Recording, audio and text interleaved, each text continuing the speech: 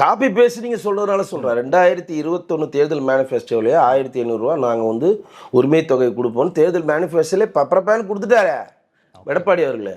இப்போ 500 ரூபா ஏற்றி 2000 ரூபா தரேன்றார். இதில் எங்கே இருக்குது காப்பி பேஸ்ட்டு? எனக்கு புரியவே இல்லை. இருந்தாலும் தப்பு இருக்கு அப்படின்னு சொல்ல முடியாது. மக்கள் சார்ந்த நல்ல திட்டங்கள் எல்லாமே அப்படிதானே கொண்டு.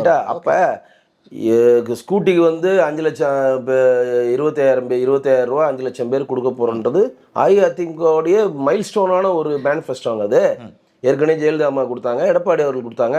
இப்போ நீங்கள் லேப்டாப் கொடுத்தீங்களா? அதுனா உங்களோட திட்டமா?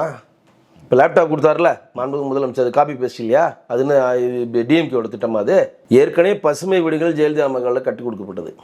அதை தான் இப்போ வந்து நகர்ப்புறத்தில் வீடுகளும் கிராமப்புறத்தில் வீடுகளுக்கு கட்டித்தரப்படும். அதுவும் பட்டியலின சகோதரர்கள் குடும்பத்திலேருந்து விலகி போனாலும் அவர்களுக்கும் வீடு நான் கட்டித்தருவோன்னு சொல்லி ஒரு திட்டத்தை அறிவிச்சிருக்காரு. என்ன எடப்பாடி அவர்கள் வந்து மத்திய அரசினுடைய திட்டங்கள் எக்ஸ்ட்ரா ஒன்று அறிவிச்சார்னா, ஜிராம்ஜித்னு சொல்கிறத 100 நாள் வேலைவாய்ப்பு திட்டத்தை 125 நாள் மத்திய அரசு மாற்றி இன்னும் 25 நாள் சேர்த்து நாங்கள் 150 நாளுக்கு கிராமப்புறங்களின் முன்னேற்றத்துக்காக அறிவிப்போம். அது மட்டும்தான் மத்திய அரசிட அவர் அனுமதி வாங்கணும்.